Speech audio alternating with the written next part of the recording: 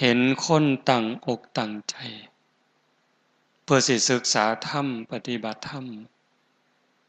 มันเป็นเรื่องประเสริฐที่สุด เห็นคนไปเข้าโรงเรียนเข้ามหาวิทยาลัยเป็นพันเป็นหมื่นมันก็บ่เป็นตาดีใจดอกต่อให้ไปเป็นล้านเป็นหมู่กันก็บ่น่าดีใจพอปานใดนั่นเป็นเรื่องวิชาการของโลกหาความรู้มาเพื่อสิมีความรู้หาเงินหาทองหายศหาอำนาจลางเทื่อก็บ่ได้หาแนวดีแนวงามใส่ตัวพอปานใดเก่งหลายๆฉลาดหลายๆบางเทื่อเปรียบพี่เอาเปรียบน้องเอาเปรียบบ้านเอาเปรียบเมืองเอาเปรียบฮอดพ่อฮอดแม่เอาเปรียบพ่อเอาเปรียบแม่บางเทื่อก็เบียดเบียนฮอดวัดวาศาสนาความรู้ความฉลาดเหล่านั้นตรงกันข้ามกับหันหน้าเข้าหาศีลหาธรรมคันคนมีศีลมีธรรมมีแต่สิเย็นไปหนาสงบไปหนาสงบนี่เป็นบุญเด้สงบนี่เป็นความสุขเด้พระพุทธเจ้าเพิ่นรับรองนัตถิสันติปรังสุขขังความสุขอื่นยิ่งกว่าความสงบไม่มีความสงบเป็นบุญความสงบเป็นความสุขคันเฮาบ่ลงมาวัดโดยปกติอยู่บ้านอยู่เฮือนเฮ็ดอยู่เฮ็ดกินป้องแป้งป้องแป้งเสียงโทรทัศน์แน่เสียงวิทยุแน่เสียงมอเตอร์ไซค์แน่เสียงลูกไห้แน่หลานแอวแน่หนหวยบ่ล่ะอยู่ประจำก็สิว่ามันเคยชินก็พออยู่ได้แต่ว่ามื้อนี้เฮาลงมาวัดเป็นจังได๋เงียบมีแต่เสียงพัดลมขณะอาตมาหยุดเว้าก็ยินแต่เสียงพัดลมสำบายหูสำบายใจอันนี้สงบทั้งนอกแต่คันสงบทั้งในล่ะคืออาตมาบอกนะนั่งพับเพียบก็ได้นั่งคัดสมาธิก็ได้ยืดกายตรงๆลับตาเบาๆหายใจเข้าหูหายใจออกหูลมสั่นก็หูลมยาวก็หูลมหยาบก็หูลมละเอียดก็หูลองเบิ่งบ่สนใจว่ามีผู้ใดอยู่ในศาลานี้แน่เฮ็ดคือก็มีเฮาผู้เดียวเนี่ยคือกับมีเฮาผู้เดียวนั่งเบิ่งลมหายใจมีสติไว้ที่จุดลมกระทบเวลาที่หายใจเข้ามันสิเย็นจักหน่อยหายใจออกมันอุ่นๆจักหน่อยเอาสติวางไว้หั่นยามเขาเฝ้าประตูบ่ว่าสิเป็นเฝ้าประตูโรงเรียนโรงงานโรงพยาบาลหรือบ่อนใดก็แล้วแต่ที่มีคนเข้าคนออกยามก็เฝ้าประตูซ่อมเบิ่งแต่คนเข้าคนออกเป็นผู้หญิงเป็นผู้ชายเข้าจักคนออกจักคนยามบ่ได้ตามไปดอกว่าคนเข้าไปทางในเขาเข้าไปเฮ็ดอีหยังเข้าไปทางนอกเขาไปหยังเขาไปไสบ่เกี่ยวเฮาตั้งสติไว้ที่จุดลมกระทบคือกันหูเพียงแค่ว่าลมเข้าลมออกลมสั่นลมยาวลมหยาบลมละเอียดนี่คืออุบายจริงๆใส่อันใดก็บ่ผิด เป็นอุบายผูกจิตให้มันอยู่กับองค์ภาวนาในเมื่อเอาเฮ็ดโดนไป5 นาทีผ่านไป10 นาทีผ่านไป20 นาทีผ่านไปกายก็เริ่มเบาจิตก็เริ่มเบาในเมื่อกายเบาจิตเบาความเย็นก็เกิดความสงบก็หลายขึ้นยิ่งสงบเท่าใดความสุขก็มีหลายเท่านั้นนั่นคือบุญ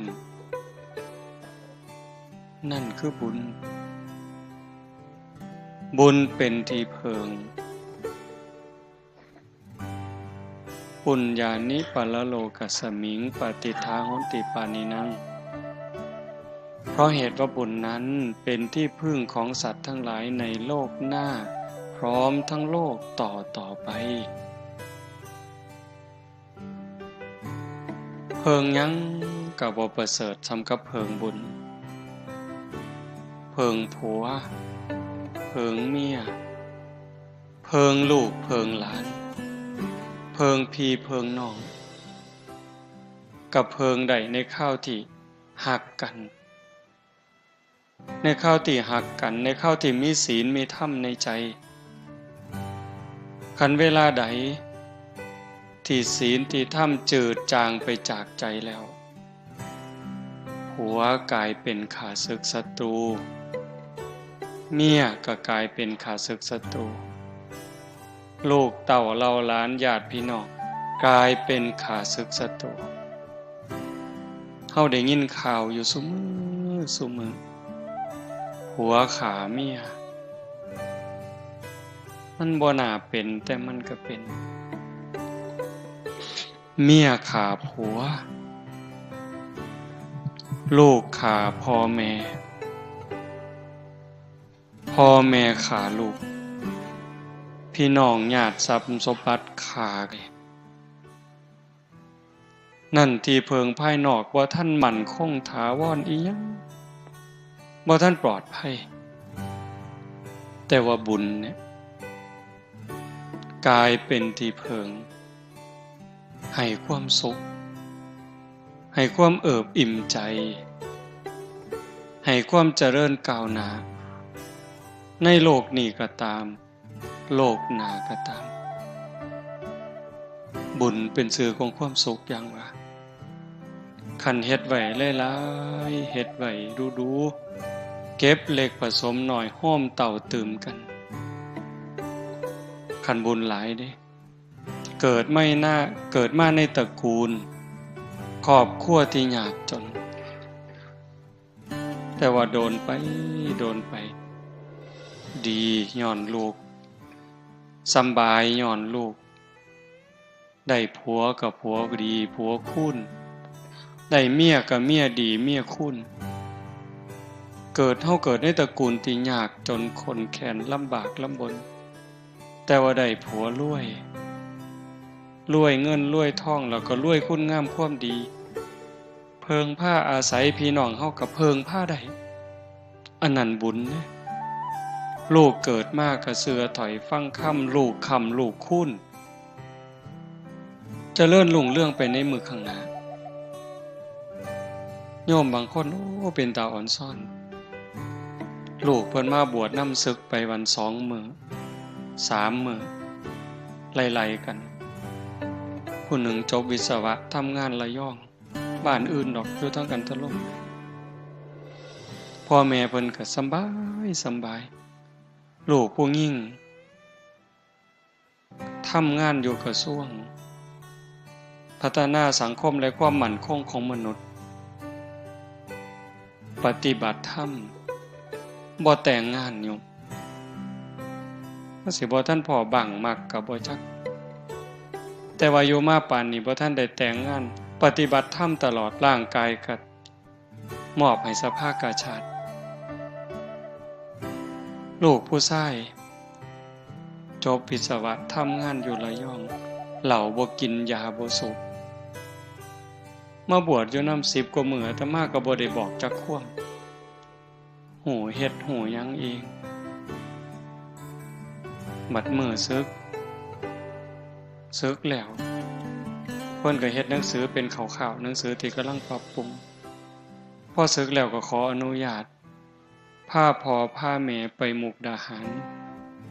ไปกราบพระธาตุพนมกลับมาก็มานอนวัดมาเฮ็ดนั่นเฮ็ดนี่แล้วก็กลับไปทำงานผู้หนึ่งก็วิศวะคอมพิวเตอร์ศึกมื้อก่อนมื้อหนึ่งเนี่ยไล่ๆกันเหล้าบ่กินยาบ่สูบทำงานอยู่คอมพิวเตอร์เครื่องเนชั่นเฝ้าคอมพิวเตอร์มีลูกน้องเฝ้าเป็นพันคนอันนี้ก็บักอย่างดีนั่นหมายถึงพ่อแม่ผู้เพิ่นมีบุญอยู่เป็นนี่เด้สำบายย้อนลูก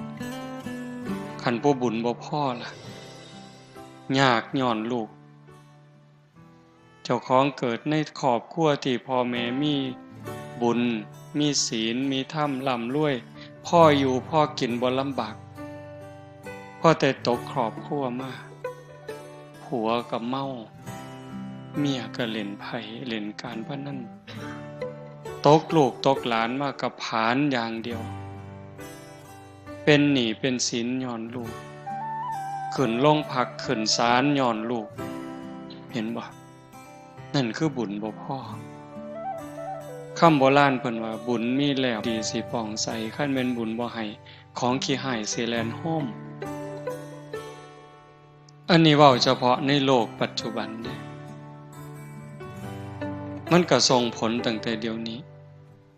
โลกปัจจุบันนี้โยมถือว่าเป็นผู้มีบุญมีสติมีปัญญาเกิดในบ้านที่มีวัดมีว่ามีครูบาอาจารย์จูงเข้าหาศีลหาธรรมเฮาเองก็เป็นผู้บ่ประมาทยังใส่ใจสนใจเป็นเรื่องอีหลีเด้บุญเป็นที่พึ่งเฮาก็ได้ตั้งอกตั้งใจเก็บเกี่ยวสัมภารธรรมครูบาอาจารย์เพิ่นพาเฮ็ดปฏิบัติธรรมเฉลิมพระเกียรตินายหลวง88พรรษาอ้างเพิ่นปฏิบัติธรรมถวายเพิ่นพร้อมได้คือกันเด้เป็นอุปถัมภกกรรม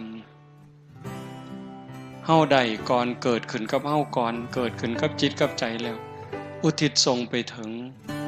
พระบาทสมเด็จพระเจ้าอยู่หัวบุญตรงนี้จะเฮ็ดให้เพิ่นอายุหมั่นขวัญยืนสุขภาพแข็งแรงเป็นห่มโพห่มไส้เฮาโดนไปอีกตัวเฮาเองก็สิมีสุขภาพแข็งแรงขึ้นบ่แม่นเว้าเล่นเด้ยิ่งเฮาได้เดินจงกรมได้นั่งสมาธิได้เจริญภาวนาแผ่เมตตา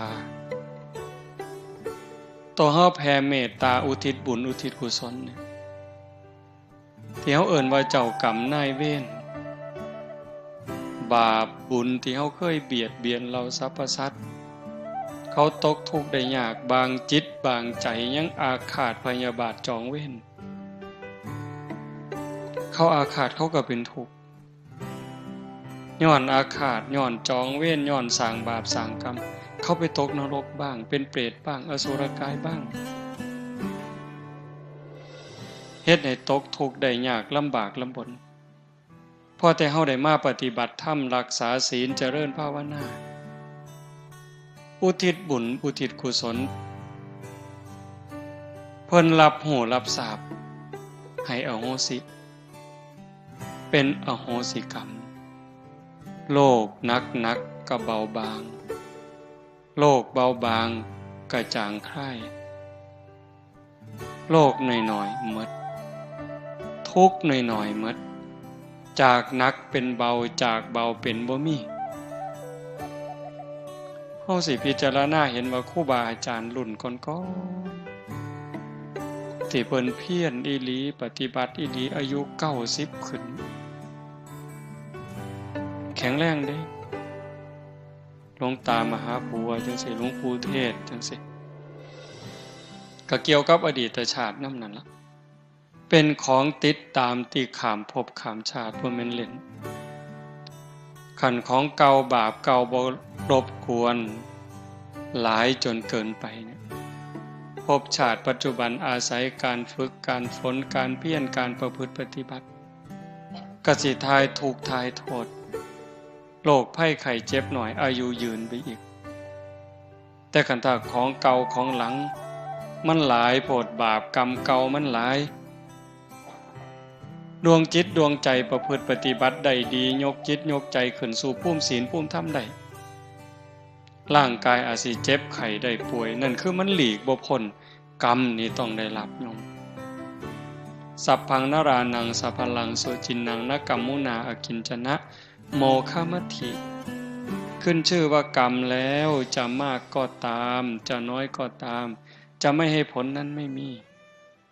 กรรมเป็นค่ำกลางๆบ่ดีบ่สัวเฮ็ดดีเป็นกรรมดีเฮ็ดสัวเป็นกรรมสัวบุญเป็นผลของกรรมดีบาปเป็นผลของกรรมสัวแต่ว่าหากโยกจิตโยกใจขึ้นสู่กระแสธรรมใดร่างกายได้รับแค่ผลแต่ว่าใจบ่รับนำคันเฮาจะเว้าครูบาอาจารย์ในภพชาติปัจจุบันเพิ่นฮอดเพิ่นถึงคือบ่เฮาบ่ฮู้แต่คนบ้านเฮานี่ก็มั่นใจเชื่อหลายอย่างหลวงปู่ชาเฮาภูมิจิตภูมิธรรมหลวงปู่อาจจะถึงฮอดฝั่งแล้วแต่ว่าร่างกายมันเป็นตัวต้องรองรับซอยเหลือตนเองบ่ได้จังหันเองฉันเองบ่ได้ลูกศิษย์ลูกหาป้อนน้ำกับฉันเองบ่ได้ลูกศิษย์ลูกหาป้อนทำธุระขับถ่ายเข้าห้องน้ำห้องส้วมเองบ่ได้ลูกศิษย์ลูกหาเป็นคนซอยเหลือแต่ว่าใจล่ะใจหลวงปู่เป็นทุกข์พอเท่าที่เฮาได้อ่านประวัติหลวงปู่บ่เดือดร้อนบ่ทุกข์แล้วแต่ลูกศิษย์ลูกหาสิเฮ็ดเด้อเฮาบ่มีหยังดอกหลวงปู่ชาว่าได้นี่หลวงปู่ชอบคือกันไล่ถอยไปถึงสมัยครั้งพุทธกาลพระโมคคัลลานะอัครสาวกเบื้องซ้ายมีฤทธิ์หลายที่สุดในบรรดาสาวกน้อยหนาเพียงแค่พระพุทธเจ้าแต่พระมหาโมคคัลลานะก็ต้องถูกโจรทุบจนร่างกายแหลกละเอียดขันเป้าในพิสดารเนี่ยเพิ่นว่าเหาะหนีไปแล้ว3 เทื่อเพิ่นเนี่ยโจรมันมาล้อมกุฏิก็เหาะหนีกลับมาอีกมันก็ล้อมอีกหนีอีกมาอีกมาล้อมอีกหนีอีกสุดท้ายพิจารณาเป็นอีหยังมันจังสิมาล้อมขาล้อมตีเฮาแท้พิจารณาเห็นบาปกรรมเคยตีพ่อตีแม่ตั้งแต่อดีตชาติบ่หนีแล้วกรรมจะต้องได้รับก็เลยมานั่งให้ล่อให้โจรมันทุบสุดท้ายเขาก็ทุบจนแหลกละเอียดยังบ่ทันตายได้นี่คันบอกภาษาเฮาร่างกายแหลกละเอียดแล้วโจรมันหูว่าตายแล้วร่างกายแหลกละเอียดแล้วก็พากันหนีก็ใส่ฌานใส่สมาธิรวบรวมร่างกายเป็นโตเป็นตนอีกเทื่อนึงไปกราบลาพระพุทธเจ้าพุ่นเด้โยมกราบลาพระพุทธเจ้าแล้วก็จังกลับมาร่างกายแหลกคือเก่าดวงจิตจังออกจากร่างเรื่องจังสี่คันเว้าภาษาคนเฮาธรรมดายุคปัจจุบันส่วนใหญ่เขาบ่เชื่อแต่ถามอาตมาได้มันเชื่อบ่อาตมาเชื่อเป็นหยังจังเชื่อเพราะพระพุทธเจ้าตรัสเรื่องสัจธรรมตรัสเรื่องความจริงธรรมะเป็นสัจจะเป็นความจริงเป็นอากาลิโกเอหิปัสสิโกเห็นบ่ สันทิฏฐิโกเป็นสิ่งที่ผู้ศึกษาและปฏิบัติจะพึงเห็นได้ด้วยตนเองอากาลิโกปฏิบัติได้ให้ผลได้ไม่จำกัดการเอหิปัสสิโกเป็นสิ่งที่เรียกให้มาดู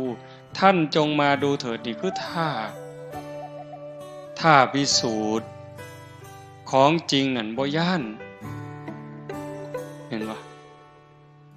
จังว่าโยมมาเฮ็ดเนี่ยนี่คือสิ่งที่โยมได้นี่คือบุญคือสิ่งที่เฮาได้เป็นสมบัติติดเนื้อติดตัวผัวเมียลูกหลานญาติพี่น้องตามผู้ใดไปเนี่ยว่าฮักกันฮักอีหลีอีหลอคือแก้วตาดวงใจเนี่ยผัวตายขันเมียยังเป็นสาวนี่โว้ยหอดบ่เป็นสาวปานใดแล้ว40 50ยังเอาผัวใหม่อยู่เด้บางคนผู้ลางคนบ่ทันตายได้ผัวโซ่ซื่อๆบ่เป็นตลอดมักบ่าวเสยเด้บ้านตาไห้บ่รับประกันละแต่ศรีสะเกษมีแล้วเว้ยเมียตายเอาเมียไหมเนาะ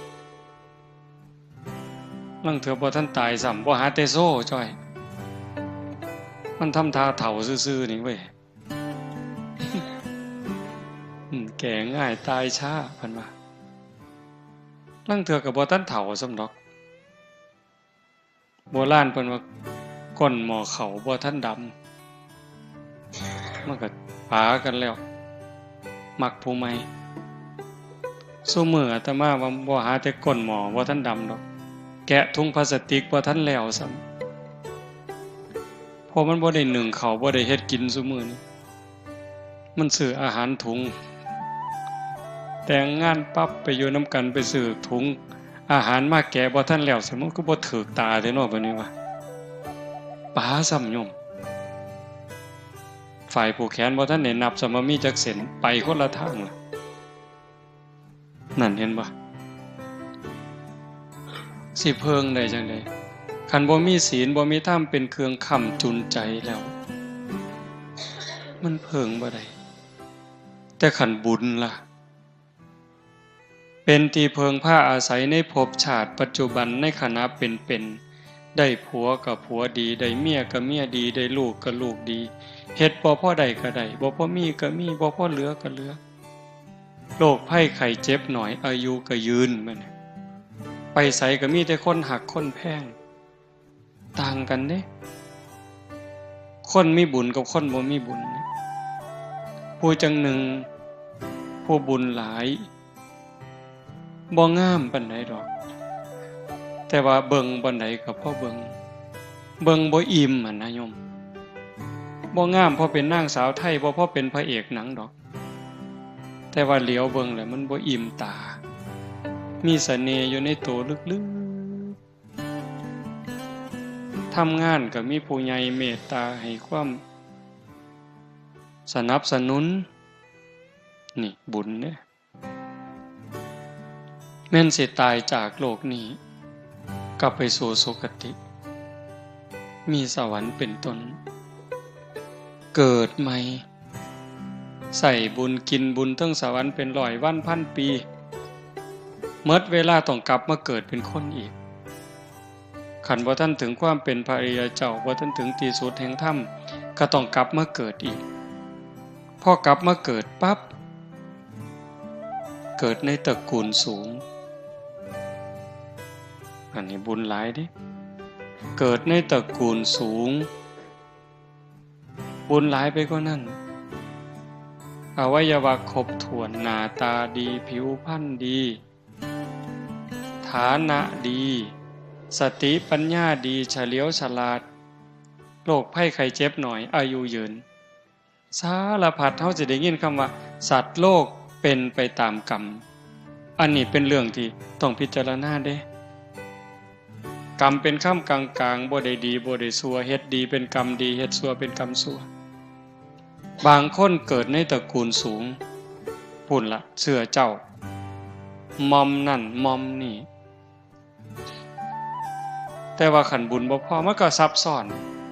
พระพุทธเจ้าเพิ่นว่าเรื่องกรรมเรื่องวิบากเนี่ยเป็นอจินไตย คือกันกับได้เปียกได้เปียกที่มันทับถมกันมันหยุ่งปลดยากแก้ยากโยมเขาจะเห็นว่าบางคนเกิดในตระกูลสูงเชื่อพระวงศ์แต่ว่าขี้ร้ายเห็นบ่เกิดในตระกูลสูงเชื่อพระวงศ์บางคนก็หน้าตาดีแต่ว่าโง่เอาที่ล่ะก็เป็นหมดทั้งเทื่อพิการทั้งเทื่อโรคหลายจังซี่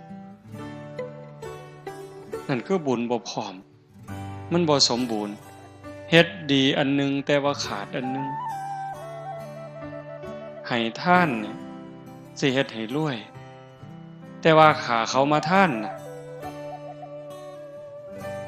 รวยอยู่แต่ว่าอายุสั้น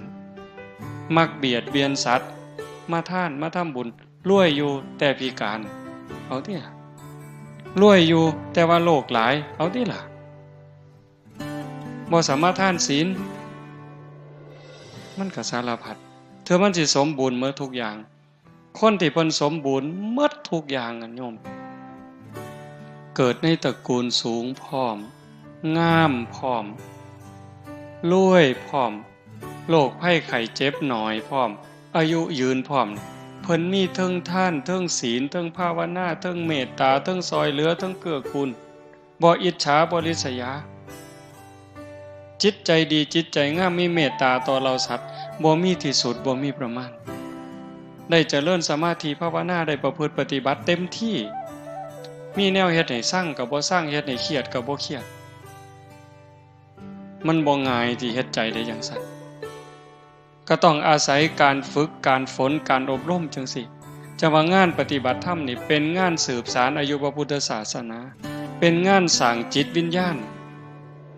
พอเฮาบ่ได้เกิดชาตินี้ชาติเดียวโยมคันเฮาเชื่อตามพระพุทธเจ้าเฮาบ่ได้เกิดชาตินี้ชาติเดียวเฮาผู้เดียวนี่หวยนับคู่บ่เลือดเฮาผู้เดียวนี่คันเอามาโฮมกันเกิดมาแต่ละภพแต่ละชาติถือแค้นถือขาเอาเลือดเฮาผู้เดียวมาโฮมกันนี่หลายกว่าน้ำในมหาสมุทรเห็นบ่น้ำตาเฮาผู้เดียวห้องไห้ในเวลาเสียอกเสียใจถือกันถือแกล้งห้องไห้หาพ่อหาแม่ห้องไห้หาผัวหาเมียนี่คันเอามาโฮมกันก็หลายกว่าน้ำในทะเลน้ำตาเฮาผู้เดียวนี่แต่ละภพแต่ละชาติเอามาโฮมกันกระดูกเข้าผู้เดียวเกิดมาแล้วตายเกิดมาแล้วตายเอากระดูกเข้าผู้เดียวมากองโฮมกันหลายกว่าภูเขาเวปุลบรรพตจังซั่นเฮาบ่ได้เกิดขึ้นมาเทื่อนึงเทื่อเดียวตายลงไปเที่ยวนี้ก็บ่ได้จบจังว่าวัฏสงสารบ่มีเบื้องต้นบ่มีท่ามกลางบ่มีที่สุดพระพุทธเจ้าเพิ่นบอกแต่ว่าเฮามีปัญญามีบุญหลายนะถึงแม้นว่าสิยากจนคนแค้นเกิดบ้านนอกคอกหน้าบ่ร่ำบ่รวยพอปานใดแต่ว่าเฮาก็ดีอย่างหนึ่งเกิดมาพ่อวัดพ่อว่าพ่อพระพุทธศาสนาได้มีโอกาสมาเติมบุญให้เจ้าของนี่เป็นเรื่องดีเด้เฮ็ดบุญก็เฮ็ดแบบคนฉลาดนี่เฮ็ดง่ายๆนี่เฮ็ดง่ายๆนี่โยมผู้ใดได้ขางัวเนี่ยนี่มาเฮ็ดบุญมื้อนี้เลี้ยงแขกเลี้ยงคนได้ขางัวขาหมูขาเป็ดขาไก่บ่นี่สะอาดแล้วเด้นี่ศีลข้อที่1บ่ได้เบียดเบียนทรัพย์สินสมบัติของผู้ใดบ่ได้ลักบ่ได้จี้ได้ปล้นบ่ได้เบียดเบียนจิตใจผัวเมียลูกเต้าเล่าหลานผู้อื่นคำเว้าคำจาก็บ่ได้เว้าคำเท็จส่อเสียดเพ้อเจ้อเว้าให้ไผเจ็บอกเจ็บใจบ่ต้องเลี้ยงเหล้าเลี้ยงยาเสียเงินเสียทองอีหยังเด้นี่บุญนี่เป็นบุญบริสุทธิ์อาบน้ำอาบทาสะอาดสะอ้านแล้วใส่ชุดขาวลงมาวัดโยมลองเบิ่งเด้พิจารณาเด้มาแบบง่ายๆเงินก็บ่ต้องเตรียมจ่อย ผู้บ่เตรียมก็บ่เตรียมบ่มีจักสลึงหลวงพ่อเพิ่นก็บ่ได้เว้าดอกไม้ดอกเดียวบ่ติดมือมาเพิ่นก็บ่ว่าแต่มันสิกลายเป็นบุญบักอย่างใหญ่เด้คันเทียบกับบุญที่เฮาเฮ็ดอยู่เฮือนบุญแจกข้าวหาพ่อหาแม่หาปู่ย่าตายายคันผู้บ่เข้าใจนี่บาปตั้งแต่มื้อโฮมกันบ่ทันฮอดมื้อบุญเด้เอิ้นลูกเอิ้นหลานเอิ้นพี่เอิ้นน้องบ้านเหนือบ้านใต้มาประชุมกันสิแจกข้าวหาพ่อหาแม่เฮาเฮ็ดจังได๋น้องอ้ายมาต่างบ้านต่างเมืองต่างคุมมาพ้อกันก็ถือเหล้ามาพร้อมถือเบียร์มาพร้อมขาไก่กินพร้อมโอ้สิเข้าบุญกฐินนี่นี่เข้าบุญกฐินแจกข้าวหาพ่อหาแม่เข้าบุญอัฏฐะแจกข้าวหาพ่อหาแม่เริ่มต้นด้วยการขาด้วยเริ่มต้นด้วยการกินเหล้ากินยาโสกันไปเจ้าสิออกหลายปานใดอันนี้เว้ากันดีเด้นี่น้องอ้ายฮักกันอ้ายสิออกหลายปานใดเอื้อยสิหลายปานใดน้องสิหลายปานใดล่ะเฮ็ดบุญกฐินหาพ่อหาแม่เฮาต้องเฮ็ดใหญ่เติบเด้สมศักดิ์ศรีของวงตระกูลอ้ายสิออก500,000เจ้าออกหลายปานใดเอาน้องอ้าย 3-4 คนผู้นี้500,000ผู้นี้400,000ผู้นี้ล้านเอาออกมาเอาเงินมากองกันว่าแล้วสิจ้างหมอลำคณะใดนั่นออกข้างแล้วได้บัดจ้างหมอลำจัก500,000น้อเอาตกลงเอางัวจักโตไหวแล้วได้บัด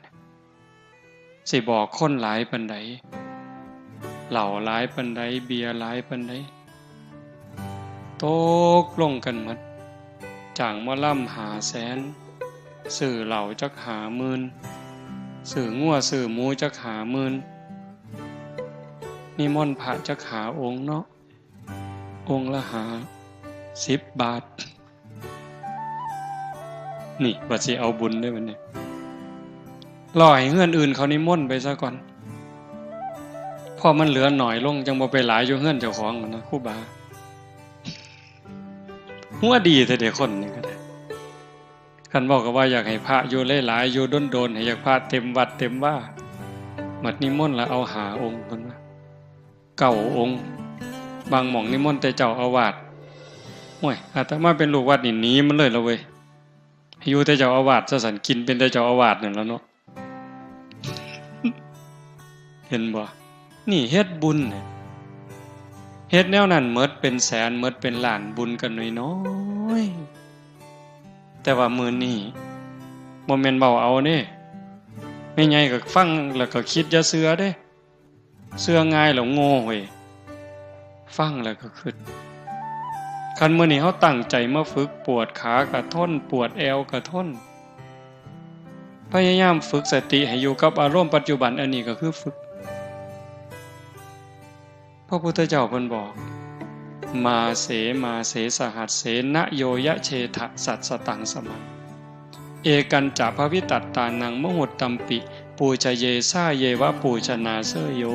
ยันเยวะสัตสตังหุตังบุคคลใดปรารถนาบุญบูชาการอย่างอื่นสิ้นทรัพย์ติดต่อกันเดือนละ 1,000 กหาปณะเป็นเวลายาวนานตั้ง100 ปีเห็นปะปีหนึ่ง12 เดือนเดือนละ1,000ก็12,000 10 ปี100กับ20 เดือน10 ปีนี่12,000 120,000คัน100 ปีล่ะ1,200 เดือนล้าน200,000เมิดเงินล้าน200,000ใส่เวลา100 ปีเมื่อยเท่าใดเสียเคิกเวียกเคิกงานเท่าใดแต่พระพุทธเจ้าว่าแม่นสิเฮ็ดหลายปานนั้น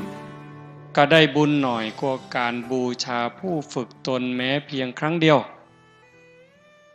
การบูชาแปลว่าการแสดงออกถึงการหูคุณหูค่ามื้อนี้ เฮาแสดงความเคารพบูชาต่อพระรัตนตรัยนี่ดอกไม้มาซ้ำนี่เทียนซ้ำนี่ผู้บางคนบ่มีดอกไม้บ่มีธูปเทียนเอามือนี่กราบลงไปกราบลงไปกลางพื้นระลึกนึกถึงพระพุทธเจ้าอะระหังสัมมาสัมพุทโธภควาอันนี้ก็บูชาเด้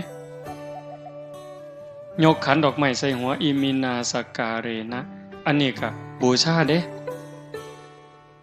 บูชาคือการแสดงออกถึงการรู้คุณรู้ค่ากล่าวคำสักการะว่าออกมานี่ด้วยคำเคารพด้วยการสักการะเพียงแค่กล่าวคำอรหังสัมมาสวากขาโตสุปฏิปันโนเทื่อเดียวได้บุญหลายกว่าผู้ไปทำบุญอย่างอื่นเลี้ยงเหล่าเลี้ยงยาขาสัตว์ตัดชีวิตจ้างมาหลองมาล่ำมาสู่กันเบิงเมิดเงินตั้งว่า1,200,000ใส่เวลา100 ปีได้บุญหน่อยกว่าการมากราบลงกลางผืนซื่อๆนี่พระพุทธเจ้าเว้ารับประกันอาตมาบ่ได้ว่าเอาเองเนี่ยเพิ่นพาเฮ็ดพาทำจังซี่บ่แม่นของเล่นเฮาคิดว่าเล่นก็เล่นสำหรับผู้เล่นแต่ผู้อีหลีมันอีหลีเด้อากาลิโกปฏิบัติได้ให้ผลได้ไม่จำกัดการเฮ็ดดีเดี๋ยวนี้ก็ดีเดี๋ยวนี้เฮ็ดชั่วเดี๋ยวนี้ก็ชั่วเดี๋ยวนี้พระเจ้าบ่เกี่ยวสิมาดลบันดาลผู้ใดให้ดีให้ชั่วบ่ได้พระพรหมสิมาลิขิตไปให้ดีให้ชั่วบ่ได้แต่การกระทำของเจ้าของนั่นเฮ็ดให้เจ้าของดีเจ้าของชั่วโยมอยู่บ้านมีลูกมีผัวมีเมียทำมาหากินปากกัดตีนถีบกลางแดดกลางเดินโยมก็เป็นพาใดขันใจโยมเป็นพา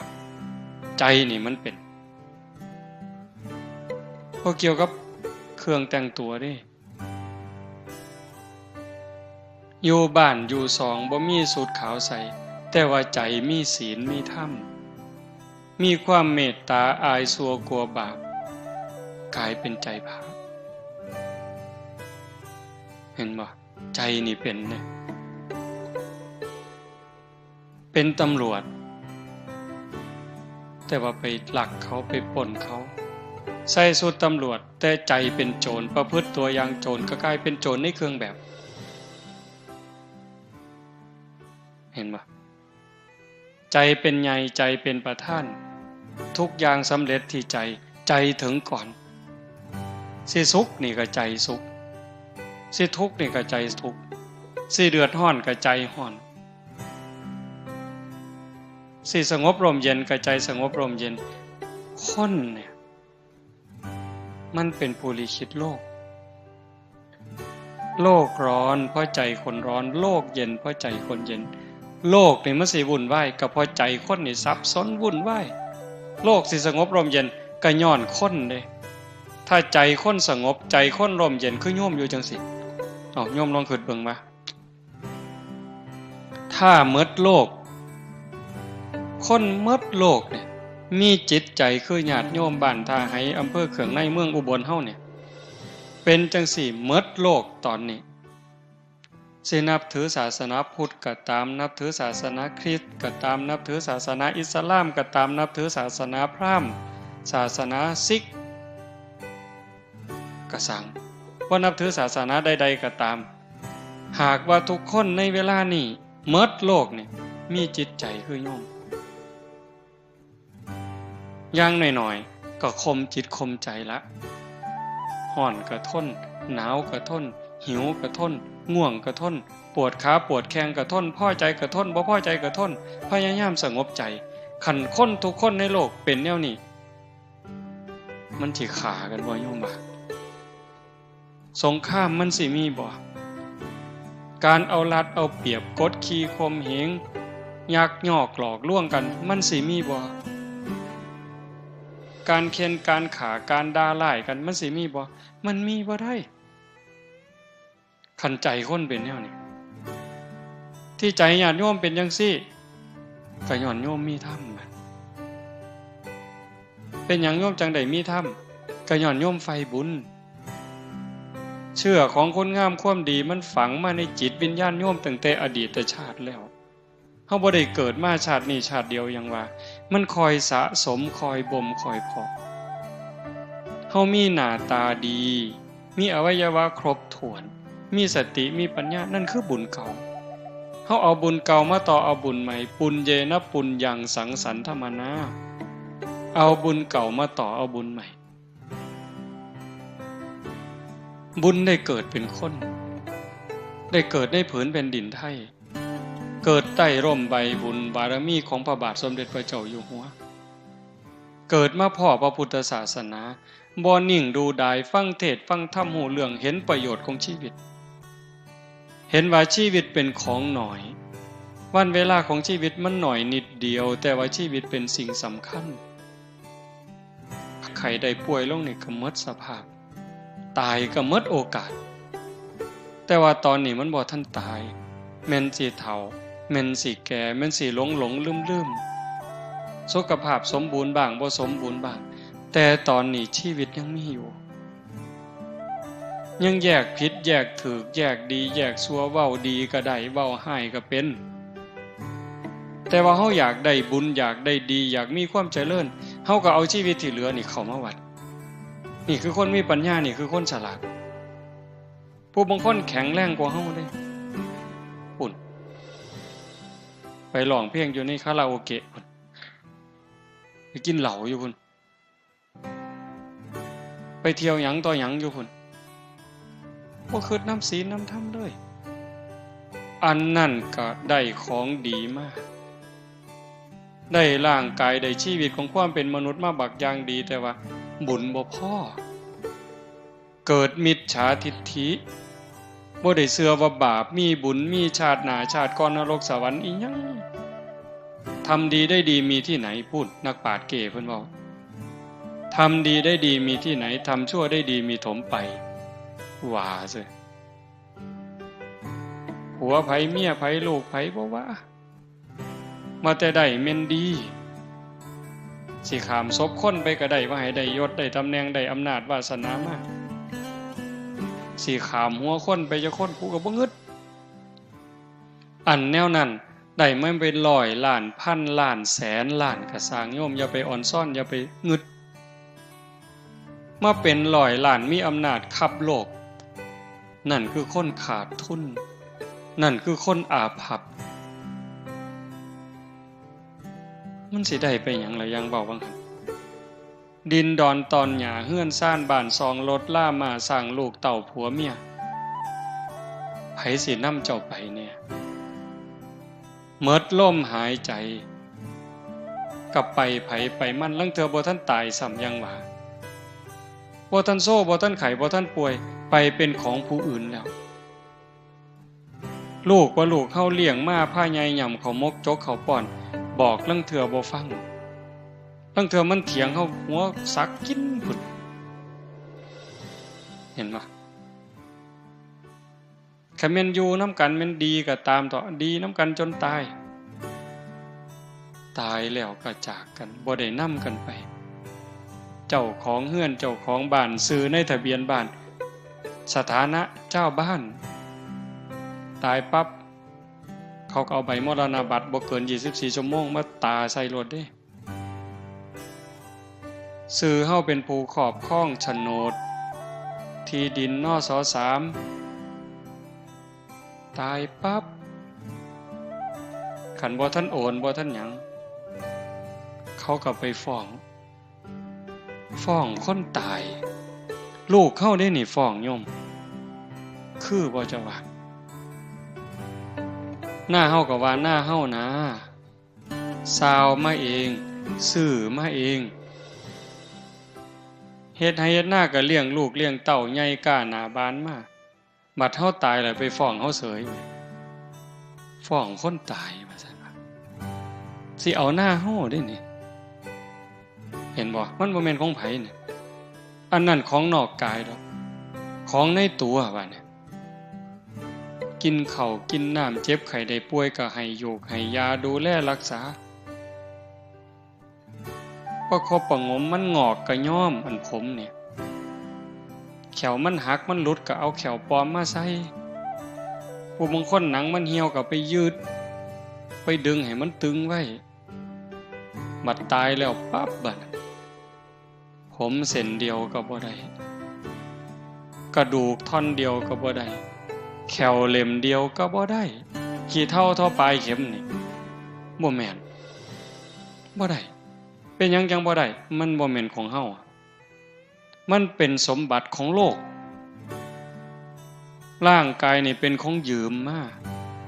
ยืมจากดินจากน้ำจากลมจากไฟพ่อแม่ปั้นเอาดินน้ำลมไฟมาปั้นเป็นเนื้อเป็นตัวเป็นขาเป็นขี้งเฮาเพิ่นก็เอาดินเติมดินน้ำเติมน้ำลมเติมลมไฟเติมไฟเฮาก็จังใหญ่มาของที่เฮาหย่ำเฮาต้องเคี่ยวต้องหย่ำเป็นข้าวเป็นผักเป็นเนื้อเป็นขนมที่ต้องได้หย่ำแล้วก็กลืนผ่านลำคอลงไปปั๊บมันก็เปลี่ยนไปเป็นผมขนเล็บฟันหนังเนื้อเอ็นกระดูกตับไตไส้พุงนี่คือยืมจากธรรมชาติส่วนที่นำไปใส่ได้มันก็ใส่นั่นคือธาตุดินนะซ่อมแซมส่วนที่สึกหรอเฮ็ดให้เจริญเติบโตม่วนเป็นกากใส่ประโยชน์บ่ได้มันก็ทายออกมานั่นคือธาตุดินน้ำเฮายืมจากธาตุน้ำมาน้ำสมน้ำหวานน้ำสะอาดที่กลืนผ่านลำคอลงไปปั๊บมันก็ไปเป็นน้ำเลือดน้ำเหลืองน้ำหนองดำดีน้ำเสลดน้ำลายน้ำเหงื่อส้มเหลือใส่ก็เหี่ยวออกมานี่ก็คือยืมน้ำมาเป็นน้ำเติมน้ำไฟเติมไฟยังทำงานสืบต่อคนเป็นนี่ร่างกายอบอุ่นธาตุไฟยังร่างกายให้อบอุ่นเผาอาหารให้ย่อยทำร่างกายให้ทรุดโทรมคนสิตายปั๊บไม่ออกสิได้เห็นหลายกว่าอาตมาเย็นมาแต่ตีนพุ่นไฟดับได้นั่นหดเข่าหดแต่ตีนหดเข่าบางคนก็เย็นตั้งแต่หัวมากับตีนลวงเข้าหากันจอดเขาไล่ใกล้เขามาหอดกันอยู่วางท้องเย็นจ้อยขันเย็นมัดโตแปลว่าตายไฟดับล่มดับเห็นบ่ยืมล่มมาเติมล่มหายใจเข้าหายใจออกนี่คือล่มยังเติมล่มยังทำหน้าที่ของเขาปกติแต่ขันเขาบ่ทำหน้าที่แล้วล่มคัดของป่วยคัดของซ้ำหน่อยซ้ำใดซ้ำหนึ่งนี่เจ็บไข้ได้ป่วยล่มเดินบ่สะดวกป่วยไข้แต่ขันอย่าหยุดเลยล่มหยุดเลยตายไฟบ่ปกติไข้ป่วยคือกันไฟทำงานบ่ปกติเย็นเกินไปก็ไข้ได้ร้อนเกินไปไข้ได้ขันพอดีเฮาก็จังเป็นอยู่จังซี่ลมผิดปกติก็ตายไฟผิดปกติตายน้ำผิดปกติป่วยตายน้ำท่วมปอดเป็นยังไงเห็นบ่ล่ะเหี่ยวบ่ออกเอ้าผิดปกติตายธาตุดินบ่ปกติป่วยไข้ตายคือเก่าอันนี้คือเฮายืมเข้ามาคันถ้าบุญมีเขาก็บริหารไปปกติถึงเวลาเมื่อเวลาก็ตายเอาโลดแต่คันถ้าบุญบ่พร้อมเจ็บไข้ออดแอดร่างกายเป็นของยืมแต่ว่าโลกนี่เป็นสถานที่ที่เฮามาเยี่ยมชั่วคราวบ่ได้มาอยู่ถาวรบ่ได้มาอยู่ตลอดไปโลก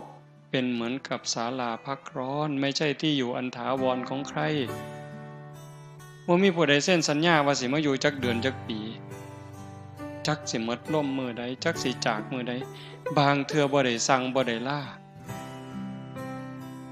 ดีๆอยู่นี่โยมแข็งแรงอยู่นี่ล่ะกินข้าวกับลูกกับผัวกับเมียนอนแล้วบ่ลุกเว้าแล้วเว้าอีกเนี่ยก่อนปีใหม่โยมเมืองอุบลบ้านขามใหญ่คนบุญบักอย่างคักเด้อเนี่ยอาตมาได้เฮ็ดถนนก็เอาแบบอย่างเพิ่นนี่แหละเป็นโยมเนาะหลายปีแล้วเพิ่นนิมนต์อาตมาไปเทศน์ ส่วนพี่ส่วนน้องทอดผ้าป่าเทถนนจากหมู่บ้านไปสู่หมู่บ้านเทถนนคอนกรีตหมู่ก็เฮ็ดน้ำเล่าบักอย่างคักอยู่เด้จากนั้นมาอายุก็บ่ทันหลายดอก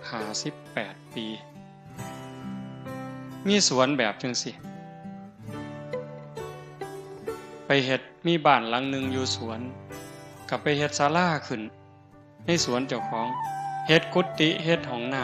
ำส่วนหมู่มาปฏิบัติธรรมวันพระในพรรษาก็พากันเป็นไปอยู่พรรษาบัดฮอดมื้อวันพระหรือมื้อวันเสาร์อาทิตย์ก็ส่วนหมู่ไปสังฆทานวัดนั่นวัดนี่นำครูบาอาจารย์หลายจังหวัดออกพรรษาก็โฮมกันเฮ็ดกฐินปีละ10กอง9กองบัดปีนี้วางไกลๆวันพอก่อนวันพอเนี่ยประมาณวันที่6ได้ไปเผาอาตมาได้ไปเผาเพิ่น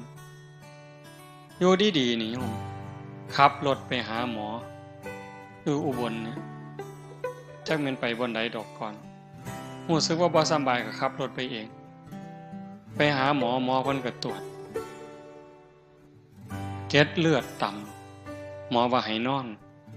เพิ่นก็เลยบอกหมอว่าผมนอนบ่ทันได้ดอกครับ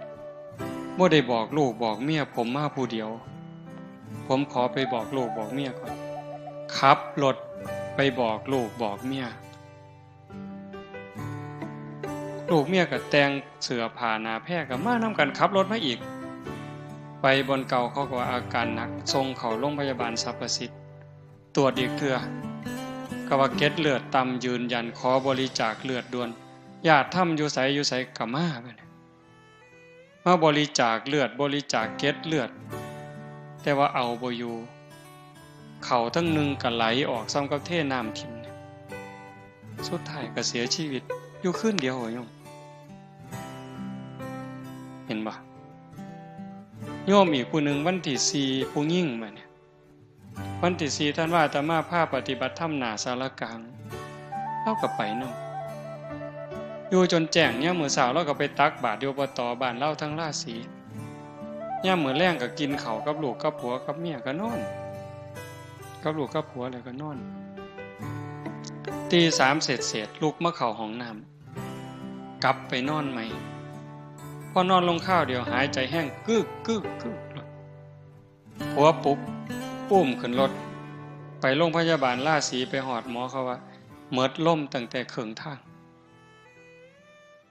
อันนี้บ่ได้สั่งบ่ได้ล่าได้คนบุญบักคักได้นี่ทอดผ้าป่าทอดกฐินสร้างวัดสร้างพระพุทธรูปใหญ่หลายๆหม่องแต่บัดสุดท้ายก็คือจังซี่คนดีก็ตายคนชั่วก็ตายแต่ว่าเฮาสิตายแบบคนดีเฮาสิตายแบบคนชั่วมันบ่จบโยมคันตายแล้วมันจบเนี่ยอาตมาก็สิเศร้าเว้าแต่หึงแต่มันบ่จบเนี่ยงานจังซี่เป็นงานฝึกงานบุญอย่างอื่นมันก็ได้แต่บุญนะเฮาฟังเข้าใจบ่สวดมนต์วางแรงอาตมาเชื่อว่าสวดคำสอนของพระศาสนานี่ขอแรกเลยเฮาเอิ้นว่าหัวใจสัพพปาปัสสะการนังการไม่ทำบาปทั้งปวงนี่ขอแรกพระพุทธเจ้าบ่สอนเขาก็สอนมาแต่ก่อนแล้ว2กุศลสูปสัมปทาการทำกุศลให้ถึงพร้อมอันนี้เขาก็สอนก่อนพระพุทธเจ้าแล้วพระพุทธเจ้าว่าถึกแล้วพระองค์ก็นำมาสอนต่อละบาปถูกต้องบำเพ็ญบุญก็ดีงาม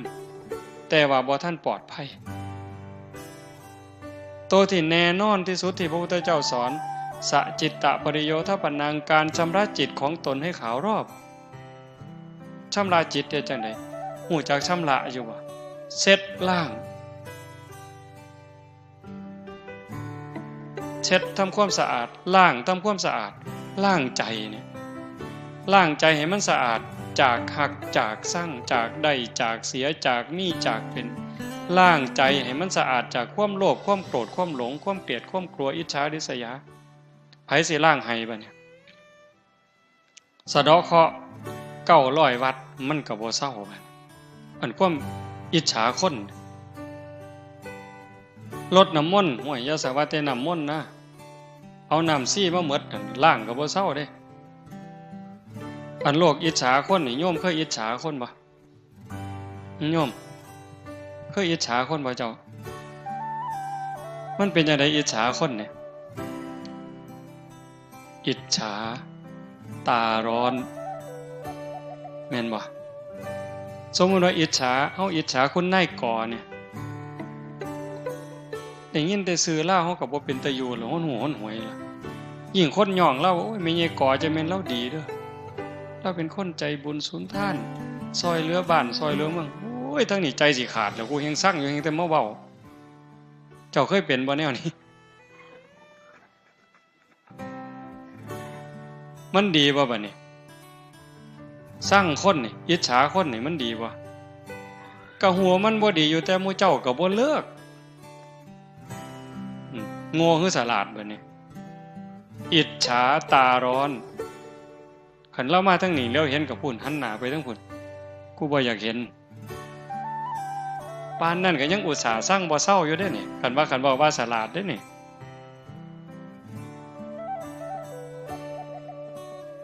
ให้ล้างใจตรงนั้น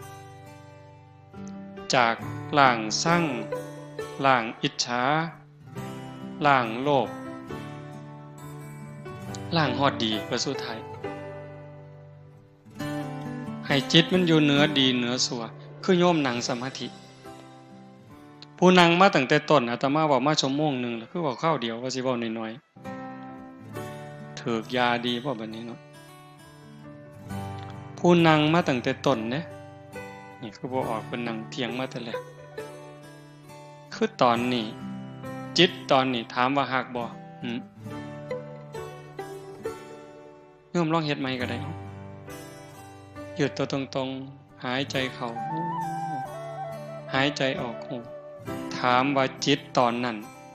ตอนที่อยู่กับลมปัจจุบันเห็นลมเข้าลมออกเนี่ย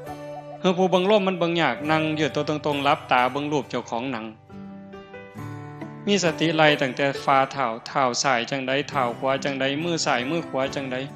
กายตั้งตรงบ่ก้มไปบ่เงยไปบ่ให้เห็นเจ้าของนั่งหลับตาเนื้อลืมตาในเอาสติเบิ่งรูปเจ้าของนั่งเห็นภาพเจ้าของนั่งชัดเจนตอนนี้นะถามว่าใจหักบ่มีความหักบ่บ่มีความสร้างมีบ่โลภมีบ่ย่านผีบ่ขันใจอยู่กับอารมณ์ปัจจุบันจังซั่นบ่หักบ่สร้างบ่โกรธบ่เกลียดบ่กลัวบ่อิจฉาริษยานั่นคือจิตเป็นอิสระเฮ็ดจังได๋สิพอกพูนจิตตรงนี้ไว้ให้มันได้หลายๆมันมีความเข้มแข็งคนธรรมดาอย่างเฮานี่เฮ็ดได้อยู่แต่บ่เข้มแข็งได้ชั่วครูชั่วยามโยมคันเฮาเฮ็ดบ่ได้ถึงที่สุดฝึกบ่ได้ถึงที่สุดทอดกฐิน8ล้านกองละ800ล้านเจ้าก็บ่ปลอดภัย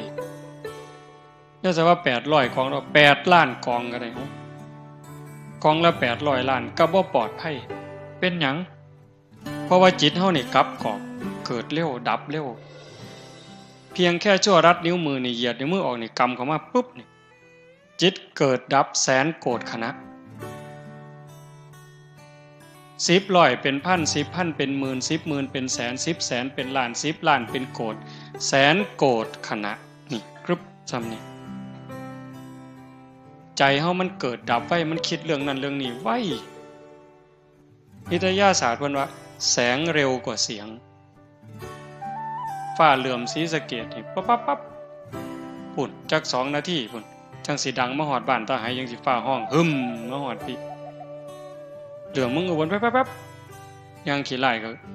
ครึ่งนาทีจังสิหึมเสียงฟ้าห้องดังมาฮอดที่จริงมันเกิดพร้อมกันระหว่างแสงกับเสียงเนี่ยสปาร์คปั๊บเกิดเสียงปั๊บแสงแวบพร้อมกันแต่ว่าการเดินทางของเสียงน่ะมันช้ากว่าแสงไว้ไปโลดแสงนั่นแต่บ่สู่ใจมีไงบ่สู่ใจคนจิตคนเนี่ยจิตบ่มีรูปร่างบ่มีโตบ่มีตน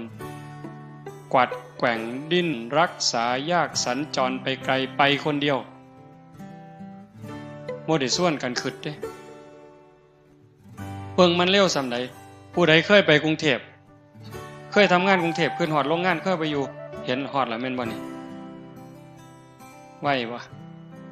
ผู้ใดเคยไปเชียงใหม่ขึ้นปุ๊บฮอดแล้วนี่เห็นบ่นี่ย่างย่องๆเชียงใหม่แล้วหุ่นย่างอยู่ดอยสุเทพเลยเอ้าย่างดอยเดินอินทนนท์แล้วนี่เอ้าผู้เคยไปเด้ผู้เคยไปอินเดียปุ๊บผมฮอดแล้วนั่นเอ้าพุ่นกราบพระอยู่พุทธคยาพุ่นผู้เคยไปอเมริกาปุ๊บฮอดแล้วเห็นบ่นั่นคือใจเป็นหยังจังเว้าเรื่องนี้งานปฏิบัติธรรมนอกจากสิเป็นบุญนี่สำคัญที่สุดคือฝึกใจให้มันอยู่กับเจ้าของให้กายกับใจทำงานอันเดียวกันอยู่หน้าที่อันเดียวกันเพื่อป้องกันหยังป้องกันบ่ให้เจ้าของเป็นทุกข์บ่ให้เจ้าของเดือดร้อนอยู่ในเวลาปัจจุบันนิยมเวลาเฮาสิหักเด้เวลาสิหักเวลาสิสั่งเวลาที่เครียดสิขมสิย่านสิกลัวก็ย้อนตาเห็นแล้วก็ทรงใส่ใจหูได้ยินแล้วก็ทรงถึงใจจมูกได้กินก็ทรงใส่ใจกายสัมผัสก็ทรงใส่ใจลิ้นได้รสก็ทรงใส่ใจใจประมวลภาพมีหักมีโกรธมีเกลียดมีกลัวใจมันเป็นผู้รับเอาทั้งดีทั้งชั่วทั้งบุญทั้งบาปเป็นจังได๋บัดนี้ที่อาตมาเว้าข้างไว้วังนึงว่ากระดูกเข้าผู้เดียวก็สูงใหญ่กว่าภูเขาเวปุลลาบรรพตน้ำตาเฮาผู้เดียวก็หลายกว่าน้ำในมหาสมุทรเลือดเฮาผู้เดียวก็หลายกว่าน้ำในทะเลคันเอามาร่วมกันแต่ละภพแต่ละชาติอีหยังมันไปเกิดร่างกายตายแล้วก็เผากับฝังนี่ร่างกายขึ้นในธรรมชาติแต่ว่าจิตใจวิญญาณมันเดินทางต่อหอบบุญหอบบาปไปสำคัญที่สุดบัดนี้สิมีสุขมีทุกข์ในปัจจุบันเป็นอยู่นี่คันเฮามีสติฝึกได้ดีเห็นลมเข้าลมออกชัดเจนตาเห็นปั๊บยกจิตอยู่เหนืออารมณ์บ่ให้หักบ่ให้สั่งบ่ให้ยินดียินร้ายหูได้ยินเสียงก็ยกอยู่เหนืออารมณ์บ่ให้ยินดียินร้ายฝึกได้เฮ็ดได้เด้คันฝึกพ่อเฮ็ดได้โยมอาตมารับประกันว่าเฮ็ดได้คันฝึกพ่อบ่ให้หักบ่ให้สั่งตาเห็นก็สร้างหูได้ยินก็สร้างจมูกได้กินก็ตามลิ้นได้รสก็ตามกายสัมผัสเย็นร้อนร้อนแข็งก็บ่ให้ดีใจเสียใจให้เป็นปกติอยู่คือเก่าซ้ำบ่เห็นบ่ได้ยินแต่ว่าเข้าใจหมดแล้วจัดการได้หมดแล้วอันนั้นคือฝึกเป็นฝึกได้อันนี้ในขณะที่เป็นสำคัญขึ้นไปอีกเว้ยบัดสิตายโยมบัดเฮาสิตายนี่ที่ว่าบางหันทอดกฐิน8ล้านกองละ800ล้านก็บ่ทันปลอดภัยเพราะว่าเฮานี่เฮ็ดทั้งบุญทั้งบาปเด้โยมทั้งที่คนบุญมักบุญคือญาติโยมนี่ล่ะแต่ก็เผลอเฮ็ดบาปฮอดครูบาอาจารย์พระสงฆ์องค์นี้นั่งเทื่อก็เผลอเฮ็ดบาปเด็ดใบใหม่เสียหญ้าเสียยุ่งยืนเงียวจังซี่เอาฉันเข้าเพี้ยนฉันจังหันฉันเพี้ยนกินข้าวค่ำใหญ่ฉันค่ำใหญ่ก็บาปอีกล่ะเขาดีล่ะฉันไปนำว่าไปนำก็บาปอีกแล้วกัดข้ามเข่าก็บาปอีกแล้วเฮ็ดจังได๋บัดนี้บุญก็เฮ็ดอยู่บักคังคักนี่เด้เป็นพระเป็นเน้นไหว้พระสวดมนต์เดินจงกรมนั่งสมาธิเว้าธรรมะให้ญาติโยมฟังแต่บัดกัดข้ามเข่าซื่อๆก็บาปนั่นคือสติมันขาดเป็นจังได๋บัดสิตายมันมาฟ้องใจเฮาบ่ได้เริ่มหยังจักอย่างโยมฟังดีๆจังสิจบแล้วเนี่ยจิตเฮานี่บ่ได้เริ่มหยังจักอย่างมันบันทึกข้อมูลที่เฮาเฮ็ดมาด้วยกายวาจาใจที่ถึงพร้อมด้วยเจตนาความคิดคำเว้าการกระทำใดๆตั้งแต่เฮาจำความใดถึงพร้อมเจตนามันถูกบันทึกไว้ในใจเฮาหมดคอมพิวเตอร์ว่ามันเก่งมันสิเก่งเพราะบันไดไวรัสกินข้อมูลเสียมิดปล่อยซ้อยไวรัสกินข้อมูลในคอมพิวเตอร์ข้อมูลเสียหายแต่ว่าใจเฮานี่โยมมันบ่ได้ลืมหยังจักอย่างโยมเพียงแต่ว่ามื้อนี้เฮาบ่เห็นซื่อคันโยมได้นั่งสมาธิได้เดินจงกรมฝึกจิตฝึกใจไปจักระยะหนึ่งมันจะเริ่มจ จำได้เรื่องเล็กๆน้อยๆคอรอแคแลจอกรอแคแลจำหมดจำไปพุ่นละหอดนอนในกระด้งพุ่นโอ้ยอาตมาจำได้อะโยมบ่คิดว่าสิจำจักเม็ดจักสิจำมาเฮ็ดหยังเนาะของจังซั่นนอนในกระด้งเพิ่นเอาสมุดกับดินสอไว้เทิงหัวมีมีดโกนอยู่เทิงหัวแม่เพิ่นป้อนเขาเลิกศีลมาไว้เคิงเขาเอาตีนลูกกับตีนแม่ไปนำกันเอาหัวลูกหนุนเขานี่ยำเขามกไว้ตองเหย้านี่จำได้บักดีเลยเด้นี่พอหางซ่อนตักมาพอป้อนใส่ปากต้อยหน้าต้อยหลังเธอสิคืนเขาหมดค่ำนึงเอามือจุ่มน้ำในโอ่งยดใส่ปากป้อนเขาบ่ทันแล้วขี่ใส่ขาเพิ่นบ่สั่งบ่เครียดลังมือป้อนเขาบ่ทันแล้วเฮาบ่ทันอิ่มซ้ํพวกเขาใหญ่กว่าเอื้อยเขาพวกเขาเป็นเอื้อยแลนมาญาติกินข้าวหมกจื้อได้จักสิจื้อไม่เป็นประโยชน์อีหยังอันของจังซั่นอันนี้บอกว่ามันบ่ลืมถ้ามาจำได้ย่างน้ำก้นโยมแม่เป็นเด็กน้อยกำลังย่างเป็นหาบเพิ่นหาบกระตาหน้ามันสิฟังนึงมันสิเป็นแอนกลางเป็นคู่ทั้งปีเป็นโน่นซ้ายทั้งนี้เป็นโน่นสิขึ้นมาบ้านย่างมากำลังยกขาขอมกันแท้โยมแม่เพิ่นว่าสิพาไปอยู่บ้านพ้นขาวไปอยู่น้ำปูน้ำยาจำได้จักสิจำให้มันเป็นอีหยังอันนี้เรื่องจังสี่บ่ถึงว่าเป็นบาปเป็นกรรมแต่ว่าเรื่องที่เฮาฆ่าสัตว์ตัดชีวิตไปอูฐกินนู่นผู้ใดเคยอูฐกินนู่นเนี่ยสอนหวกสอนปลาลูกคอกได้เม่งนะข้าวสารผู้ใดเคยเป็นแน่นี่สอนแพร่กระแงงได้เม่งข้าวสารนี่ยัดใส่ปากเลยโอ้ได้กุ้งเต้นจับหนวดมันไว้กัดกินเลยบ่ไปใส่ได้ย่ายนี่มันถ้าเอาเฮาหมดได้นี่สอนได้หัวขี้โพบีบขี้แต่แก๊ดหัวกบบีบไว้ปัญญังหัวขี้โพบ่เอาบันไดหัวเขียดไก่หน้านี่มันบ่มีขี้บันไดแฮงได้ดีจักล้านโตแล้วเจ้าหมดแดงดินมันขึ้นมาบนกินเขาอยู่ใต้ตารางเฮือนอยู่ใกล้เถียงหน้าต้มน้ำร้อนเทลวกนั่นเสร็จหมดนี่ม่วนหมู่นี่แง่หมดแดงลองเบิ่งหายหนูบัดนี้อาตมาได้เฮ็ดน้ำพุ่นผ้าเฮ็ดเนาะไปเกี่ยวเขาพ่อหนูจังซี่ปุ่มเฟื่องอัดไว้หม่องนึงเทน้ำให้บัดนี้แล่นออกมาถือขวานไม้มูดเอาบัดนี้ได้หลายตัวแฮงแต่หมานบัดนี้บ่ฮู้ว่าบาปจักเม็ดได้ใหญ่ลองเบิ่งติล่ะคนปานนั้นไปเอาต้อบัดนี้พูนกกใหม่บักสูงนึงผู้ใหญ่เพิ่นก็ขึ้นเอาไฟอูดไฟล่นได้ห่วงมันลงมาอาตมาเป็นเด็กน้อยก็แกะบัดแกะเอาลูกมันใส่คุไปแกะถือคนนึงแม่มันวิวออกมาใส่หัวเอาตกให้หน้า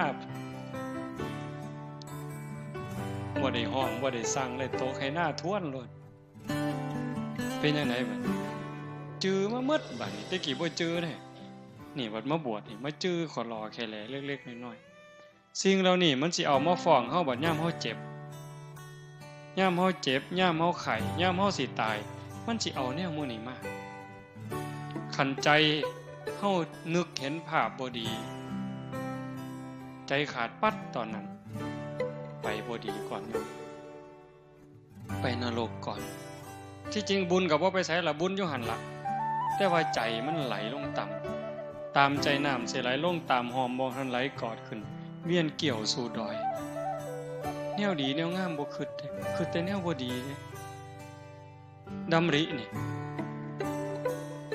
พระพุทธเจ้าเพิ่นจึงสอนให้ในมรรคมีองค์8สัมมาสังกัปโปดำริชอบดำริออกจากกามเลยข้อที่1เลยนี่อวิหิงสาวิตโปดำริออกจากการบ่ เบียดเบียนนำหลีออกจากการบ่มุ่งร้ายนั่นคือทางถูกแต่ว่าใจคนล่ะยอมซ่อมเบิ่งเจ้าของได้โยมคนวัดคนว่าคนเฒ่าปานนี้ล่ะใจมันคิดเรื่องหยังคิดเรื่องกามบ่รูปรสเสียงสัมผัสอยู่ซื่อๆจิตมันสิไปคิดแต่เรื่องจังซั่นเกือกกลัวอยู่จังซั่นออกจากเรื่องกามรูปรสกลิ่นเสียงล่ะเบียดเบียนสิไปเอาของผู้ใดสิไปโกงเอาของผู้ใดคันบ่จังซั่นปั๊บผู้ใดมันเฮ็ดหยังให้กูพยาบาทได้บัดนี้ผู้นั้นมันเคยว่าให้กูผู้นี้มันเคยเอาเปรียบกูผู้นั้นมันเฮ็ดพี่กูน้องกูอันนั่งสมาธินี่ไม่อาตมาเคยเว้าหมู่อาตมาก็เป็นอยู่ดอกแต่หันบ่ทันเว้าปานเล่าอาจารย์สมคิดจันนิ่งหนองไปนั่งนำกันอยู่วัดพิษป่านแก่งอำเภอเขมราชไปนำกันปีนั้นหลายองค์นั่งสมาธิชั่วโมงนึงน่ะโยมนั่งอยู่ชั่วโมงนึงนำกันก็เที่ยงที่รีไผก็ได้วัดหลวงพ่อใหญ่เพิ่นแผ่เมตตาแผ่เมตตาอย่างดีเด้นี่สัพเพสัตตาสุขิตาโหนตุอเวลาโหนตุว่าไปพอแผ่เมตตาจบไหว้พระเลิกสมาธิเป็นจังได๋อาจารย์สมคิดเว้าความแรกขออภัยนะโยมอยากเตะปากผู้ใหญ่บ้านเด้ว่าซั่นอ้าวเป็นหยังล่ะเครียดให้ผู้ใหญ่บ้านเพิ่นก็เป็นเจ้าอาวาสเพิ่นปั่นไฟแห้งบัดนี้ยุคนั้นทุกวัดเขาสิมีห้านหมอลำแม่นบ่ล่ะนุ่นอาตมาไปอยู่สกลนำอาจารย์สมภพใหม่ๆมันคักเด้บ่ได้ย่านตายจักเม็ดได้ตอนนั้นอาจารย์สมคิดคือกันบ้านเพิ่นอยู่อุดรอำเภอศรีธาตุม่างห้านหมอลำเขาเพิ่นเดินหมอลำกับปลูกกกไม้ใส่เดินวัดผู้ใหญ่บ้านเขาเอางัวมาลามซุมื้อเพิ่นก็ไปผูกกกไม้ใส่ที่บัดเอาไปมาพวกทั้งพระผูกกกไม้บัดนี้ผู้ใหญ่บ้านเขางัวมาลามพิษกันหลายผู้นึงกับปลูกผู้นึงกับงัวมาลามสู่กันอยู่เป็นพรรษาออกพรรษามาผู้ใหญ่บ้านกับพาลูกบ้านพาพี่พ่อน้องเขามาไล่เพิ่นหนีบัดหนีมากกระเซิงมากบัดนี้ไปปฏิบัติธรรมนำกันนั่งสมาธิชั่วโมงนึงแล้วก็คือเห็นแต่ผู้ใหญ่บ้านเอางัวมาผูกใส่กกไม้ลาวที่บัดนี้ออกจากสมาธิก็อยากเตะผู้ใหญ่บ้านทนตัวบัดนี้เบิ่งติล่ะแทนที่นั่งสมาธิจิตสิสงบจิตสิเย็นมันสิมียุบหนอพองหนอพุทโธอีหยังเกิดเห็นแต่หน้าผู้ใหญ่บ้านที่ลี่อยู่ตั้งแต่เดิมนั่นคือใจโยมรักษามันง่ายบ่เจ้าว่าพยาบาทบัดเฮาสิตายมันเป็นจังซี่ปั๊บโอ้ยโยมพระกับพระไผกับไผไปเลยนรกอย่างเดียวคันมันขึ้นฮอดบุญมานี่เห็นภาพเจ้าของนั่งสมาธิเห็นภาพแม่ขาวพ่อขาวหลายๆใจขาดตอนนั้นเจ้าบอกว่าข่อยบ่ไปข่อยอยากลงนรกบ่ได้เด้โยมมาบานเพิ่นก็เตะขึ้นสวรรค์เลยเด้เตะขึ้นสวรรค์เลยข่อยบ่ไปเพิ่นก็ว่าเจ้าต้องไปโลดเด้นั่นเพราะว่าใจมันไปจิตดวงสุดท้ายในชีวิตนี้เป็นจิตดวงแรกของชีวิตหน้าการฝึกการฝนนี่ยังจำเป็นอาตมานั่นเป็นมือสุดท้ายเนี่ยบอกให้ฟังว่าคันแม่นว่ามันตายอาตมากับบ่ทันหม่มนรกเป่าเต็มปากเลยโยมมื้อวันที่31นะสวดมนต์ข้ามปีพอดีเทิงภูเขานี่ภูเขาปั่นเอาเองพวกรถเพิ่นเฮ็ดมันมีก้อนหินโคลอแค่แลเนาะอาตมาเพิ่นสิลงไปอาตมาเลยว่าโอ้เจ้าไปเคลียร์ให้แน่เอารถไปเอาก้อนหินออกจักหน่อยเพื่อให้มันนั่งสบายมันมีหญ้ามีหยังน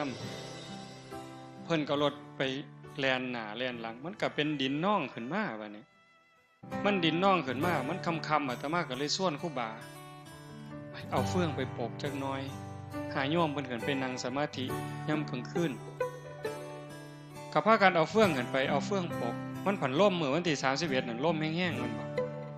ซองไปใต้ฐานพระเพิ่นเห็นศาสตร์บัดนี้โอ้ปูเฟื่องแล้วก็เอาศาสตร์มาปูโยมก็4คนก็เจ้าก็มาสมทบมาแต่กันทะลักในมาแต่แถวๆนั้นอีกโยม4คนพระอีกองค์หนึ่ง2กับอาตมาปูศาสตร์แล้วอาตมาเป็นเห็นขอนไม้ยูคาประมาณแขนเนี่ยอยู่มันก็ใหญ่เติบเนาะเฮ็ดจังได๋เนาะเอามือคุ้ยบ่ตีนก็เอาตีนไปยันตีนยันมันก็ขยับแล้วสิเอาย่านศาสตร์มันปิวลงภูเขาก็สิเอาไม้มาทับถนศาสตร์บัดนี้พอแต่ไปยกขึ้นมาปั๊บเลิศรวมหัวว่าเป็นหยังนี่เลยไม่งอดมันตอดจำได้บัดนี้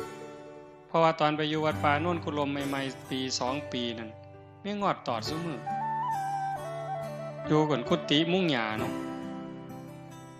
หม่องเตียงนอนก็เอาไม้เลี่ยนล่ำนี่ญาติโยมเพิ่นมาตีให้มันก็หกมันก็ตัดกัดซุมื้อไม้ถางปลาเป็นเดินก็มากองเป็นฟืนต้มน้ำร้อนก็ไปห่อปั๊บก็ปั๊บจื้อได้เพราะปัญญัง20กว่าปียังจื้อได้อยู่ปั๊บไม่งอดว่าซั่นหม่องสำคัญที่อาตมาเว้าให้ฟังนี่ก็คือว่าอาตมาก็ฝึกบ่พอ20กว่าปีเกือบ30เด้ก็ว่าฝึกพอสมควรแต่ยังใส่บ่ได้บ่ผ่านโยมห้องแต่เบิ่งเหิงอันไม่งอดตอดนั่นอันนี้เพิ่นมาพากรรมฐานเด้นี่ไปเทศน์ให้คนฟังก็บอกให้เจริญสติเด้นี่เขาเอิ้นเป็นอาจารย์เขาเอิ้นพ่อครูเพิ่นลังมองแต่ว่าโง่บ่บัดเนี่ยมีงอดตอดแล้วหลงห้องบ่ฮู้โตเลยเพิ่นว่า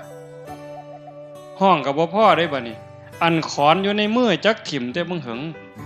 ถิ่มไปไสบ่กำหนดบ่ฮู้ซ้ำคันแม่นถิ่มลงใส่นิ้วตีนเจ้าของอาจสิขาดก็ได้หือโยนไปใส่หัวหมู่ก็บ่ฮู้จักหยังเลยตอนนั้นจักไปใส่มาฮู้สึกโตอีกเทื่อนึงตอนห้องแล้วก็เลยว่าโอ้เจ็บเว้ยแต่ว่าอย่าทุกข์นะเจ้าอย่าควรอย่าข้างเด้ให้เจ้าฮู้ซื่อๆใครแม่นตายมันไปฮอดโลกใดเหรอโยมตกนรกตั้งแต่แล้วซาปานนั้นผ่านไป 2-3 นาทีจังมีสติจังตั้งได้อันเว้าจังสิให้คิดได้บัดย้านอาตมาย้านบัดนี้ย้านหลังตายทุกข์ในขณะที่ตายว่าทุกข์ในขณะที่เป็นมันทุกข์เห็นอยู่แต่เฮาทนได้ทุกข์จากพ่อตายแม่ตายผัวตายเมียตายลูกหลังพัดภาคเฮาทนได้อยู่เป็นไข้เป็นหนาวปวดแขวทนเจ็บท้องออกลูกก็ว่าพ่อตาพ่อจือโยมก็บ่จือนี่คือมันชินเห็นบ่แต่ว่าทุกข์หลังตายล่ะนรกล่ะเป็นแนวใด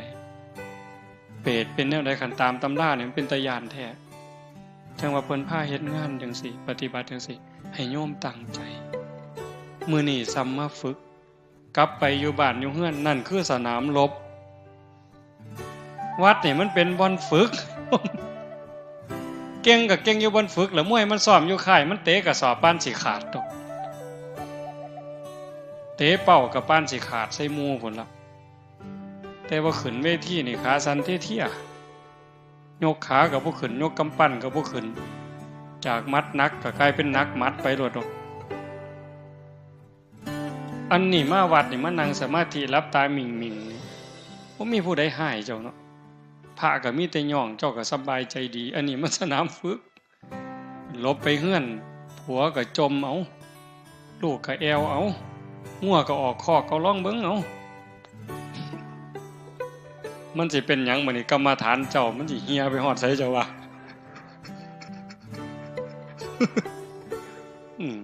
บ่ต้องเว้าทั้งล้มสิตายเด้จักสิเจ็บแขวจักสิเจ็บข้างจักสิเจ็บตับเจ็บปอดแล้วโรคมะเร็งมันยังแต่บ่ย่านสารพัดโยม แต่ว่ามันดีที่สุดคือการได้เกิดมาเป็นมนุษย์ได้พอพระพุทธศาสนาได้มีศรัทธาได้ฝึกเด้คำว่าเกิดมาเป็นมนุษย์ได้พอพระพุทธศาสนาขันบ่มีศรัทธาบ่ฝึกบ่ฝนกับบ่ดีหยังดอกโยมทั้งเทื่อขึ้นไปขึ้นมาอาจสิแพ้หมาขี่เหื่อนก็ได้เด้เฮานี่นะอาจสิแพ้หมาขี่เหื่อนก็ได้เป็นหยังจังว่าซั่นหมาขี่เหื่อนมันเกิดมาใส่กรรมมันตายชาตินี้ตายปั๊บมันอาจจะไปเกิดเป็นเทวดาก็ได้อันคนเฮาผู้หล่อๆผู้งามๆนี่ผู้อยู่ดีกินดีแต่ว่าจิตใจบ่มีศีลบ่มีธรรมนี่ไว้ตายปั๊บมันอาจจะไปเกิดเป็นหมาขี่เหื่อนก็ได้แลกกันก็ได้เด้อบัดนี้ฝ่าวเฮ็ดเด้อบัดนี้ผู้เฒ่าเด้อญาติโยมเด้อฝ่าวเฮ็ดบุญน้อยๆก็ฝ่าวเฮ็ดดีกับพ่อกับแม่พ่อแม่เนี่ยเป็นพระอรหันต์เป็นบ่อบุญอีหลีอีหลอคนอยู่ข้างอยู่เคียงกับผัวกับเมียกับลูกกับเต่าเว้าดีนำเขาเฮ็ดดีนำเขาลงวัดลงว่าได้เอาคันมีโอกาสก็ส่วนวันที่15 14 15ไปโฮมประพฤติปฏิบัตินำกันเพิ่นเฮ็ดลานถ้ำใหม่อยากโฮมพี่น้องไปนั่งให้มันเต็มปีนี้อาจสิมีแนวดีๆอาตมาใจบ่ดีวางหนึ่งว่าสิเศร้าซะดอกคิดเบื่อคิดนายแต่บัดซ่อมมันก็เป็นตาหลายกว่าเก่าบัดนี้แม่มื้อนี้ซุมมาแต่กรุงเทพก็สิมาซุมมาแต่โคราชก็สิมามันยากนำคนมื้อนี้นะก็ว่าสิมามันเอาไปมาสิหลายเด้นี่หลายก็หลายไปโลดไปสิม่วนคิดว่าสิพาโยมฝึกหลายๆปีนี้ฝึกหลายกว่าปีกายผ้าเล่นหลายพดข้าวเดียวก็ร้องเพลงข้าวเดียวก็ร้องเพลงเนาะนี่ก็สิมีบ่มีก็บ่ฮู้แล้วแต่ว่าจะพาปฏิบัติให้หลายขึ้นเพื่อเห็นแล้วว่าเฮานี่บ่ปานใดไม่งอดตอดก็ลงห้องจักสิห้องให้มันเป็นหยังก็ปวดซ้ำเก่านะบ่ห้องแล้วก็แล้วแต่นั่นคือขาดสติจังว่าต้องฝึกต้องฝนต้องเขี่ยวเจ้าของให้เต็มที่ว่าได้สรุปได้ว่าบ่มีผู้ใดซอยไผเจ้าของซอยเจ้าของกันฝึกได้ก็เอาตัวรอดคันฝึกบ่ได้ก็เอาตัวบ่รอดเข้าใจเนาะมื้อนี้สมควรแก่เวลาใส่เวลามาชั่วโมงครึ่งโยมขออนุโมทนาสาธุกับคณะสงฆ์ครูบาอาจารย์ญาติโยมสุโขสุขคนท้ายที่สุดก็ขอรัตนาอังอิงอำนาจแห่งคุณพระศรีรัตนตรัยคุณของพระพุทธเจ้าพระธรรมพระสงฆ์และอำนาจแห่งบุญกุศลคุณงามความดีที่มีทั้งหมดทั้งมวลในสากลจักรวาลจงหลอมร่วมเป็นตบะเป็นเดชะเป็นพลวปัจจัยอำนวยหนุนทรงให้ครูบาอาจารย์ญาติโยมทุกท่านจงเป็นผู้เจริญงอกงามในภาษาธรรมคำสั่งสอนขององค์สมเด็จพระบรมศาสดาตลอดทั้งจตุรพิธพรชัยคืออายุวันนะสุขภละปฏิพันธ์ธรรมสารสมบัติให้เป็นผู้มีสัมมาทิฏฐิมีโอกาสประพฤติธรรมปฏิบัติธรรมให้ได้เข้าถึงธรรมที่พระท่านได้เข้าถึงได้หูแจ้งธรรมที่พระท่านได้หูแจ้งจนสามารถนำตนในพ้นทุกข์ได้มีความสุขกายสุขใจปรารถนาสิ่งหนึ่งประการใดหากเป็นไปโดยชอบประกอบโดยธรรมก็ขอให้ความหวังความปรารถนานั้นจงสำเร็จทุกๆประการโดยทั่วกันทุกท่านทุกคนทุกรูปทุกนามเถิด